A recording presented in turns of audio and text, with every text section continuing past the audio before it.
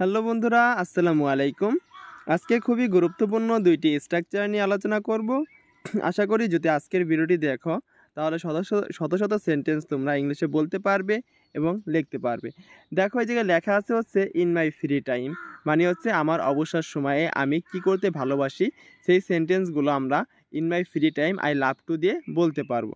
আসলে আমরা শুধু লাভ দিতে বলতে শিখছি যে আই লাভ ইউ, মানে অর্থ কি আমি তোমাকে ভালোবাসি, আই লাভ ইউ, আমি তোমাকে ভালোবাসি। কিন্তু এই লাভ দিয়ে যে শত শত সেন্টেন্স বলা যায় তোমরা কি সেটা জানো?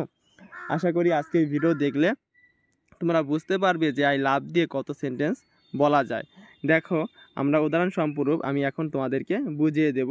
দেখো আবার আমি একটু রিপিট করি। দেখো লেখা আছে ইন মাই ফ্রি টাইম, আমার অবসর সময় বা অবসরে আমি, আই লাভ টু মানে অবসরের সময় আমি কি করতে ভালোবাসি সেই সেন্টেন্সগুলো আমরা এই স্ট্রাকচারটি দিয়ে বলতে পারবো। In my free time I love to, অবসর সময় আমি ভালোবাসি, আমি করতে ভালোবাসি। দেখো এই জায়গায় লেখা আছে হচ্ছে ফার্স্টে যে ইন মাই ফ্রি টাইম অবসরে I love to read books, আমি বই পড়তে ভালোবাসি। এখন ভালোবাসা ইংলিশ কি? I love to. এখন কি করতে ভালোবাসি? বই পড়তে। এখন পড়া ইংলিশ কি? পড়া ইংলিশ হচ্ছে রিড, আশা করি তোমরা জানো। আর বই ইংলিশ কি? বুকস। বুকস অর্থ কি? বই। তাহলে কি লেখা আছে? In my free time I love to read books, অবসরে আমি বই পড়তে ভালোবাসি। দেখো দ্বিতীয়টি লেখা আছে হচ্ছে অবসরে আমি ক্রিকেট খেলতে ভালোবাসি। দেখো এটা কীভাবে বলবো? ইন মাই ফ্রি টাইম অবসরে I love to play cricket. এখন খেলা করা ইংলিশ কি? প্লে। প্লে অর্থ কি? খেলা করা। আর ক্রিকেট অর্থ হতো ক্রিকেট, তোমরা জানোই। দেখো লেখা আছে in my free time I love to play cricket, অবসরে আমি ক্রিকেট খেলতে ভালোবাসি।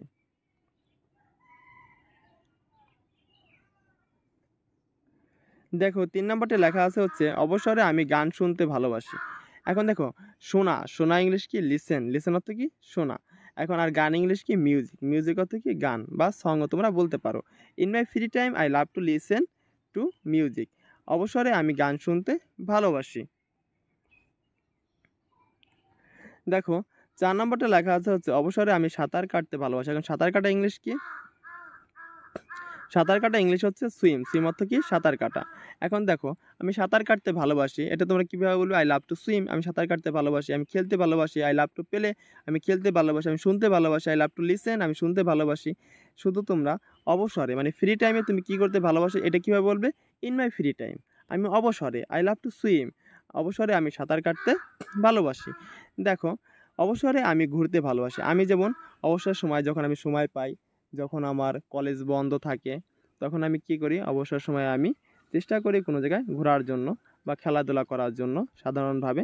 তাই যেমন এদিকে লেখা আছে হচ্ছে অবসরে আমি ঘুরতে ভালোবাসি। এখন ঘোরা ইংলিশ কি? ঘোরা ইংলিশ হচ্ছে ট্রাভেল। তাহলে কি? In my free time I love to travel, অবসরে আমি ঘুরতে ভালোবাসি।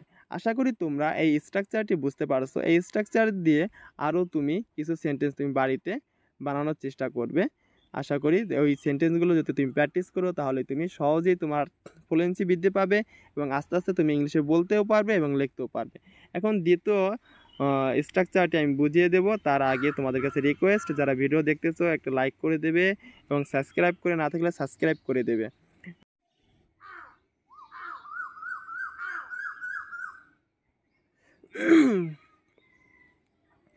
দেখো এই স্ট্রাকচারটি এখন আমি তোমাদেরকে বুঝিয়ে দেব।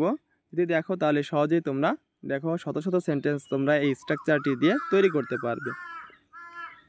দেখো যে লেখা আছে যে subject plus am is are plus looking for plus noun. অনেক কঠিন লাগতেছে আমি বুঝতে পারছি। আমি যখন উদাহরণগুলো বুঝিয়ে দেব তখন দেখবে যে খুবই সহজ, তাই আগেই তোমরা ভয় পেও না। দেখো তোমরা শুধু মুখস্থ রাখো যে লুকিং ফর মানে হচ্ছে খুঁজছি বা খুঁজছে, ঠিক আছে? কোনো কিছু খোঁজার সময় এই গঠনটি ব্যবহৃত হয়। দেখো এখন হচ্ছে উদাহরণগুলো বুঝিয়ে দেব এবং উদাহরণগুলো বুঝিয়ে দিলেই তোমরা এই স্ট্রাকচারটি তোমাদের কাছে সহজ লাগবে। দেখো লেখা আছে আমি আমার ফোন খুঁজছি, আমি আমার ফোন খুঁজছি, ঠিক আছে?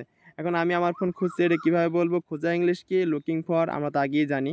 এখন আমি, আই অ্যাম, ঠিক আছে? দেখো সাধারণত আয়ের পরে কী বসে? অ্যাম বসে, তাই ওই জায়গায় অ্যাম ইজ আর দেওয়া ছিল। তাই কীভাবে বসবে? I am looking for my phone, আমি আমার ফোন খুঁজছি। দেখো তারপর লেখা আছে হচ্ছে সে একটি চাকরি খুঁজছে, সে সে একটি চাকরি খুঁজছে। এখন দেখো ওই জায়গায় লেখা হচ্ছিল subject plus am is are plus looking for plus noun. অনেক অনেক কঠিন লাগতেছিল তখন, এখন দেখো কি সহজ। দেখো লেখা আছে সাবজেক্ট, এই হি কি একটা সাবজেক্ট, তাহলে হি ইজ, দেখো হির পরে সাধারণত কি হয়, ইজ হয়, আয়ের পরে এম হয়, আর হিজের পরে কি হয়, হির পরে কি হয়, ইজ হয়। হির পরে শির পরে কি হয়, ইজ হয়, তারপর নামের পরে ইজ হয়, ঠিক আছে। দেখো এদিকে লেখা আছে যে সে একটি চাকরি খুঁজছে, এটা আমরা কিভাবে বলবো, এখন খোঁজা ইংলিশ কি, লুকিং ফর, সে খুঁজছে, এখন সে খুঁজছে কীভাবে বলবো, হি অর্থ কি সে, he is looking for a job, এখন চাকরি ইংলিশ কি জব, জব অর্থ কি চাকরি, সে একটি চাকরি খুঁজছে। দেখো 3 নাম্বারটা লেখা আছে সে তার বন্ধুকে খুঁজছে, এখন তার বন্ধু, তার ইংলিশ কি হার, হার অর্থ কি তার, আর হচ্ছে দেখো সে তার বন্ধুকে খুঁজছে, হিদে কি বোঝায়, হিদে ছেলেদের বোঝায়, আর সিদে মেয়েদের বোঝায়, সিদে কি মেয়েদের, তাহলে she is looking for her friend, সে তার বন্ধুকে খুঁজছে। এখন বন্ধু ইংলিশ কি ফ্রেন্ড, ফ্রেন্ড অর্থ কি বন্ধু, আর হচ্ছে তার ইংলিশ কি হার, হার অর্থ কি তার। এখন দেখো 4 নাম্বারটা লেখা হচ্ছে আমরা একটি ভালো বই খুঁজছি, এখন দেখো ভালো বই ইংলিশ কি গুড বুক, গুড বুক অর্থ কি ভালো বই, এ গুড বুক। দেখো এই জায়গায় একটি লেখা আছে দেখে আমরা এই জায়গায় এ দিয়েছি। দেখো এই জায়গায় আমরা, আমরা ইংলিশ কি উই, উই অর্থ কি আমরা, দেখো উই দে এরপরে কি হয় আর হয় সাধারণত।